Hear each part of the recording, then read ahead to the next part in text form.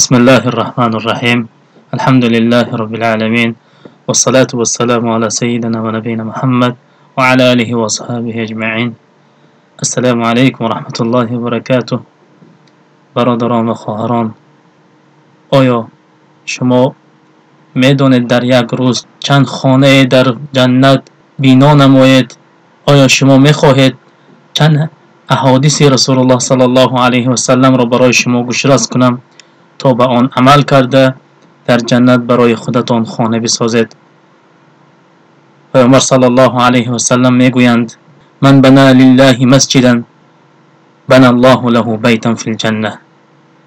کسی برای الله شده مسجدی را بنا کند، الله سبحانه و تعالی برای او در جنت خانه می سازد. در دیگر حدیث آمده است که پیامبر صلی الله علیه و سلم میگویند: من قرأ قل هو الله احد 10 مرات بنى الله له بیتا فی الجنه. کسی بخواند سوره قل هو الله احد را 10 مرتبه، الله سبحانه و تعالی برای او در جنت خانه می سازد. در دیگر حدیث آمده است که پیامبر صلی الله علیه و سلم میگویند: من سد فرجة رفع الله بها درجه بنى الله له بیتا فی الجنه. کسی یک فارغی، یک جای خالی که در صف است، آنجا را پر میکند، برای او در جنت خانه بنا کرده می شود. در دیگر حدیث آمده است که پیامبر صلی الله علیه و سلم میگویند: من صلى الضحى 4 و قبل الاولى 4 بني له بیتا فی الجنه. کسی که نماز ضحا یعنی نماز چاش را 4 رکعت بخواند، برای او در جنت خانه بنا کرده می شود. در دیگر حدیث آمده است که پیامبر صلی الله علیه و سلم میگویند: من عاد مریدا او زار اخا نادى منادی ان طبتم و طاب ممشاک من الجنة منزله. کسی که یک بیمار را یا یک برادر را در راه اسلام زیارت برود، برای او در جنت منزل بنا کرده می شود. در دیگر حدیث آمده است که پیامبر صلی الله علیه و سلم میگویند: اذا مات ولد العبد قال الله تعالى للملائكة قبضتم ولدي عبدي فيقولون نعم، فيقول فقبضت ثمرة فؤادي، فيقول نعم، فيقول ماذا قال عبدي، فيقولون حمدك واسترجع، فيقول الله تعالى ابن لعبدي بیتا فی الجنه و سماه بیت الحمد. ببینید این حدیث زیبا که پیامبر صلی الله علیه و سلم میگویند: فرزند یک انسان وقتی که در خردی وفات میکند، الله میگفت از به فرشته ها که فرزند فلان بنده مرا گرفت جانش را. آنها میگفتند بله.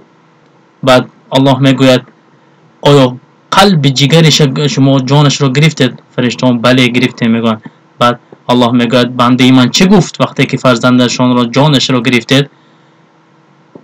فرشته ها میگویند: بنده تو حمد به تو گفت، یعنی سپاس به پروردگار گفت، خودش را به نالش نانداخت بلکه حمد گفت. بعد الله سبحانه و تعالی به فرشته امر میکند که برای همون بنده من در جنت خانه را بنا کنید و نامش را حمد گذارید. برای این کسانی که فرزندشان در خردی وفات میکنند هیچ وقت ضیق نباشند، خرسند باشند، حمد بگویند. در دیگر حدیث آمده است که پیامبر صلی الله علیه و سلم میگویند: ما من عبد مسلم توضع فاسبغ الوضوء ثم صلى لله في كل يوم 12 ركعة تطوعا غير فريضة الا بني الله له بیتا فی الجنه. کسی که هر یک وقت طهارت کرده 2 رکعت نماز میخواند، الله سبحانه و تعالی برای او در جنت خانه بنا میسازد. در دیگر حدیث آمده است که پیامبر صلی الله علیه و سلم میگویند: من دخل السوق فقال لا اله الا الله وحده لا شريك له له الملك وله الحمد يحيي ويميت وهو حي لا يموت بيده الخير وهو على كل شيء قدير كتب الله له 1000 حسنة ومحى عنه 1000 سيئة ورفع له 1000 درجة وبنى الله بیتا فی الجنه. ببینید در وقتی بازار در آمدن پیامبر صلی الله علیه و سلم میگن که کسی که لا اله الا الله وحده لا شريك له له الملك وله الحمد يحيي ويميت وهو حي على كل شيء قدير گوید، میگویند برای او از جانب الله سبحانه و تعالی 1000 حسنه نوشته می شود و 1000 گناه ها شسته می شود و برای او 1000 درجه ها داده می شود و این چنین برای او در جنت خانه بنا کرده می شود. ببینید کدام من شما هر روز ها شاید بازار رو داریم لیکن این دعا را فراموش کردیم؟ بگوید این دعا را. در دیگر حدیث آمده است که پیامبر صلی الله علیه و سلم میگویند انا زعیم ببیت فی ربض الجنه لمن ترك المراء وان كان محقا وببيت في وسط الجنة لمن ترك كذبا وإن كان مازحا وببيت في أعلى الجنة لمن حسن خلقه. در این حدیث پیامبر صلی الله علیه و سلم میگویند که من زعیم هستم، یعنی وعده میدهم به خانه در جنت برای کسی که حق است لیکن ترک میکند مناقشه رو. و دوم حدیث پیامبر صلی الله علیه و سلم چه گفتند؟ برای همان شخصی که دروغ نمیگوید برای او وعده میدهم که در مابین جنت برای او خانه پشت شود. و اینچنین در دوم حدیث پیامبر صلی الله علیه و سلم چه گفتند؟ من گواهی میدهم که به مردی که حسن خلق دارد، خلقش خوب است، برای او خانه در بالاترین جنت گرفته می شود. در دیگر حدیث آمده است که پیامبر صلی الله علیه و سلم میگویند ان فی الجنة غرفا یرى ظاهرها من باطنها و باطنها من ظاهرها اعد الله لمن اطعم الطعام و افشوا السلام و صلوا بالليل والناس بالنعم.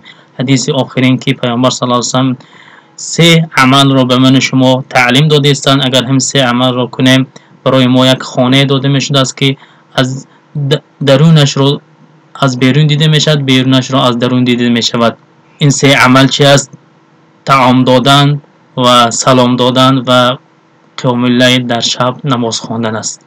از الله سبحانه و تعالی میپرسیم که هر یک من شما رو به این 10 حدیثی که ذکر کردم هر روزه عمل کردم و نصیب گرداند و اینچنین الله سبحانه و تعالی میپرسیم که به ما توفیق دهد که این عمل ها را اجرا کنیم. و صلی الله علی نبینا محمد و علی آله و صحبه اجمعین.